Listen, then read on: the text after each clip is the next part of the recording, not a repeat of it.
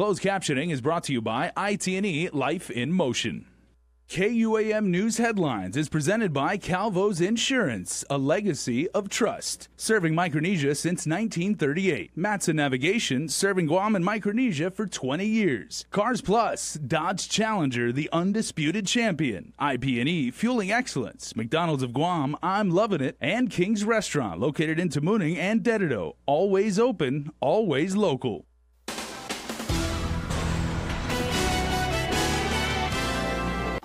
Ahead on prime time, a decision is expected any day now in the canonical trial against Archbishop Anthony Aparon. Plus, are lawmakers making the grade? Valerie Maige has that report along with some input from the community. And police are on the hunt for the suspect that called in a bomb threat at the carnival grounds in Paseo.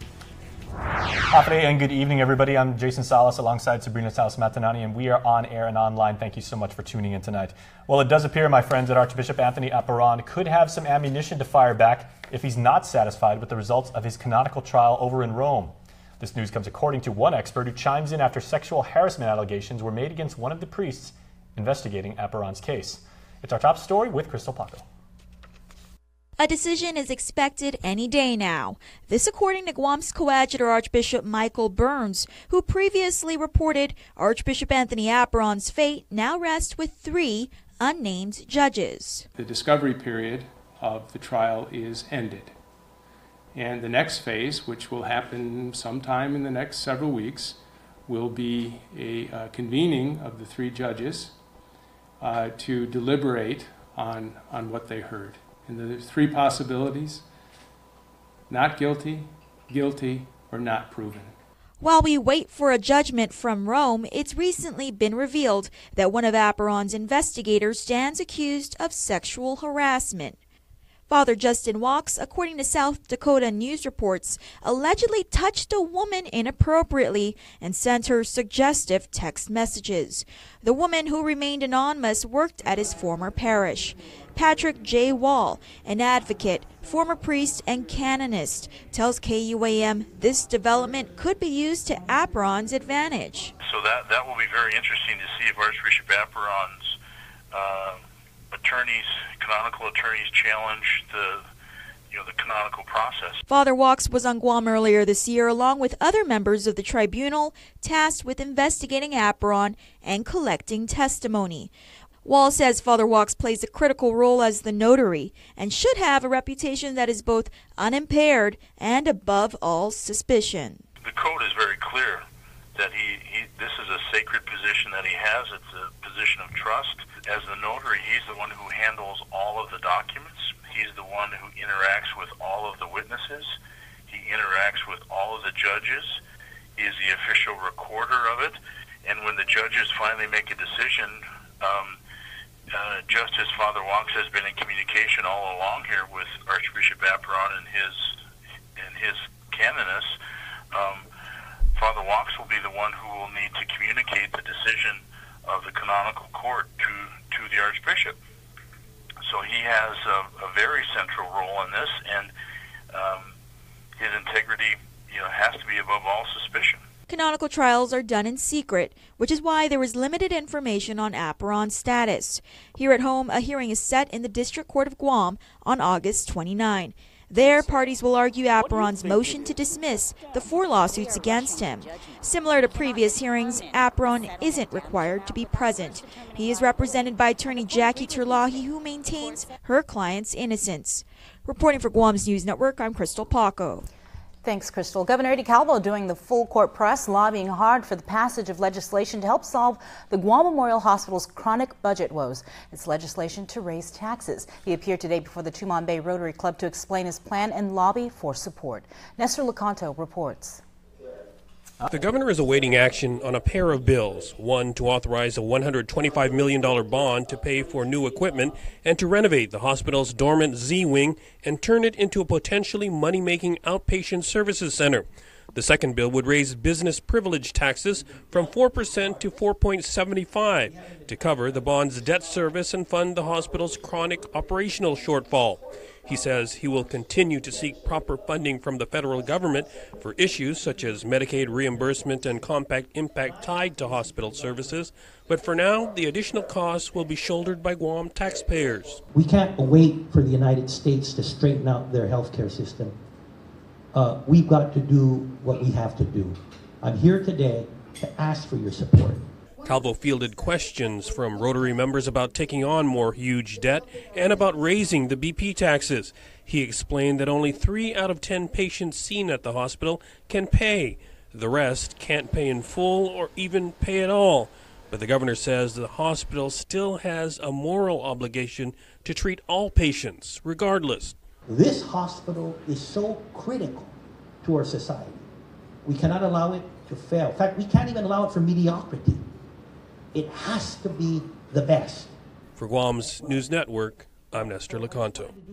The governor, along with Healthcare Committee Chair Senator Dennis Rodriguez Jr., Hospital Administrator Peter John Camacho, and CFO Benita Menglotnya are scheduled to appear tomorrow night before the Guam Medical Association.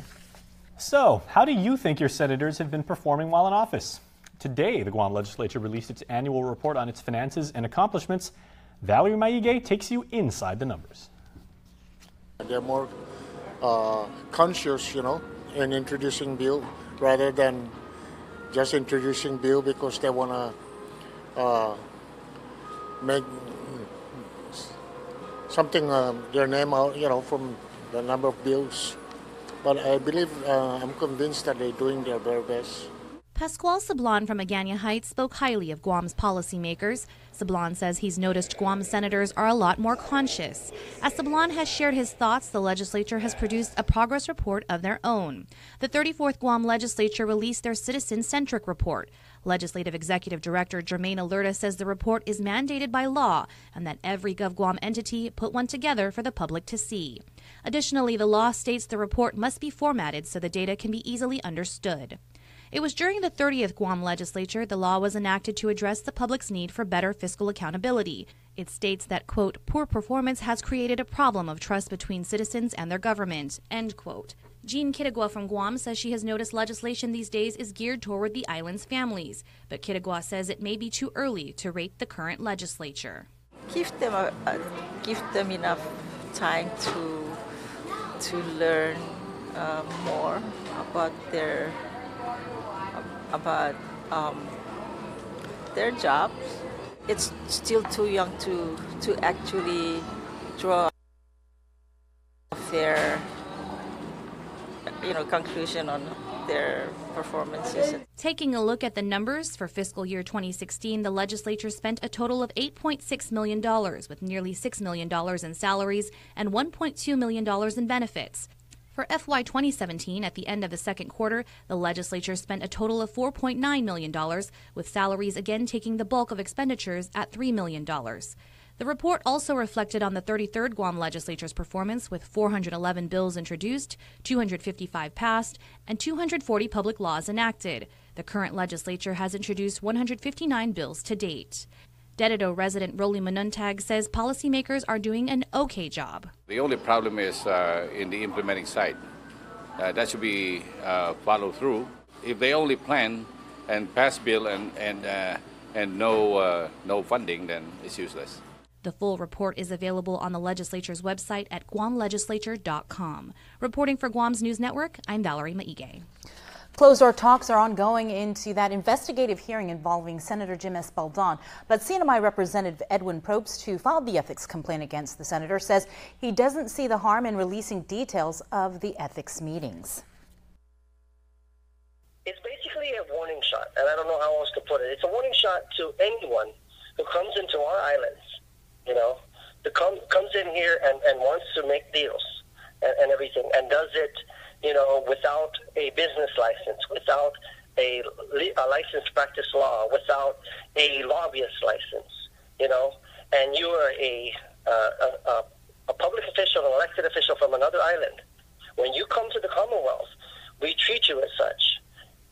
We don't get to you don't get to take off your hat and suddenly become just an average, ordinary citizen.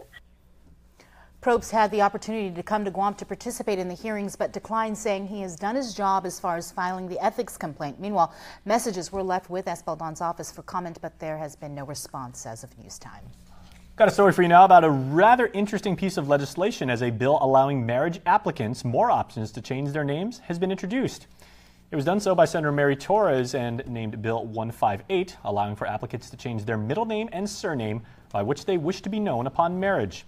2 years ago, the Guam Marriage Equality Act was passed and removed the language in Guam statute defining marriage as a union between persons of the opposite sex.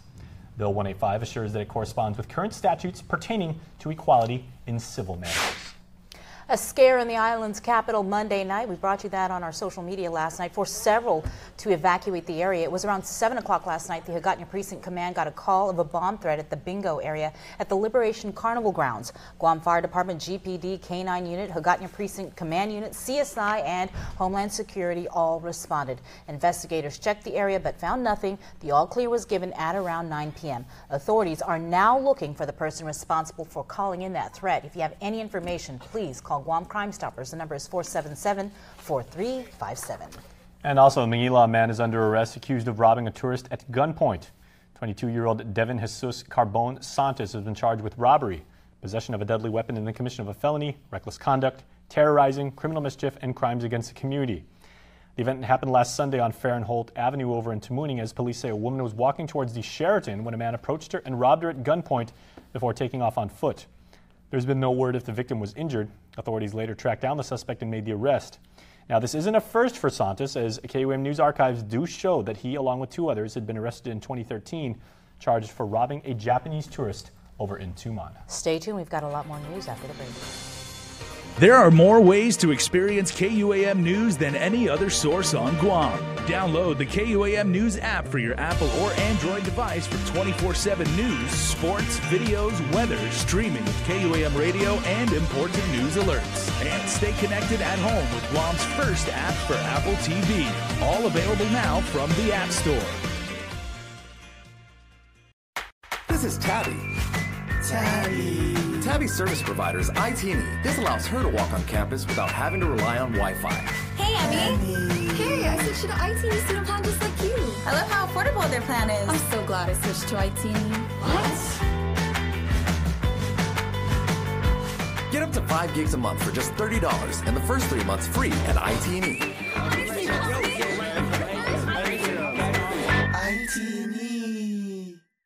Have you gotten paid yet? That's the premium automatic insurance deduction plan from Calvo's Insurance. Paid simplifies your home and auto insurance. No down payment. No more long lines. And you can stretch your payments up to 12 months. Paid is convenient. It deducts from your payroll, your checking account, or your credit card. With Paid, you get up to 65% off your car insurance and enjoy lifestyle club discounts. Life can be easier when you get paid. Call Calvo's Insurance today and save on your home and auto insurance. At Shell, it's about offering more than just fuel. It's about providing service to people. From hot coffees to warm welcomes, from clean bathrooms to fresh food, we're on a mission to make you leave happier than when you arrived. So whatever your journey, we're here. Welcome to service. Welcome to Shell. Serving the islands for over 30 years. Share your story at Shell Foodies Guam on Instagram and Facebook. Hashtag Station Stories, hashtag Shell Guam. Oh! Ruby Tuesday puts the O in dinner combos with Garden Bar plus entrees for only $20.99. Choose salmon moco, petite sirloin, or pesto chicken pasta. Only at Ruby Tuesday. Oh! Hyundai's summer clearance event is happening now. Guam's best dealership, Cars Plus and Mighty. With financing as low as 1.99%. There's no better time to drive a new Hyundai Accent, ranked highest in initial quality, starting at just $11,995. Or the new Hyundai Elantra starting at $16,995. SUV lovers, check out the new Hyundai Tucson starting at $19,995. Plus, every new Hyundai gets Guam's best warranty, 10 years, 100,000 miles. It's our Hyundai summer clearance event going on now at Cars Plus and Mighty. Cars Plus, driven by you. Connect with KUAM News. Find us on your favorite social media platform. Follow us and stay in the know with Guam's news leader. Off it, everybody, and welcome back. New UN sanctions have prompted new tensions with North Korea. Wei Zhejiang has the latest on Pyongyang's promise of revenge against the United States. North Korea is remaining defiant in the face of new economic sanctions from the United Nations. Pyongyang blamed the U.S. for the sanctions and vowed to retaliate 1,000-fold. North Korea also insisted it would never give up its nuclear weapons program. The best signal that North Korea could give us that they're prepared to talk would be to stop these missile launches. Secretary of State Rex Tillerson indicated a willingness to negotiate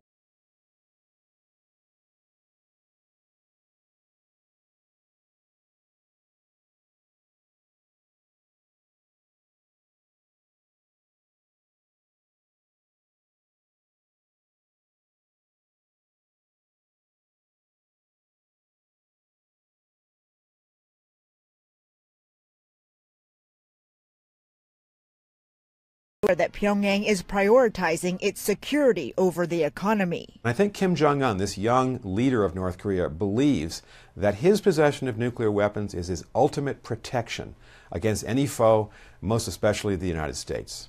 Georgetown University professor Balbina Hwang is a former State Department specialist on North Korea. Sanctions have a spotty history. Hwang says years of U.S. sanctions have failed to stop North Korea. Does that mean they won't work in the future? We haven't tried strict enough sanctions. That's what the latest sanctions are about. Tillerson said the sanctions won't work unless they're enforced and has called on China and Russia to help do just that. Wei Zhejiang, Guam's News Network. U.S. intelligence sources tell CBS News that the North Korean